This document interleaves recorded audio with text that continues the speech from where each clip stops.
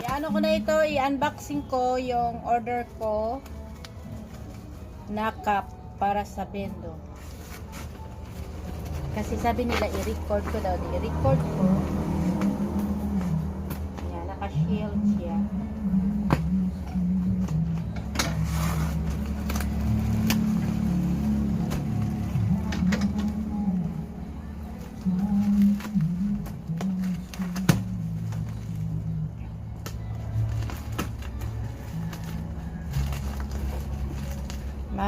Wala kasi dito dyan sa Labuan Cup, so nag-order na lang ako or online order na lang. Pati powder ng bento na order ko na rin sa online.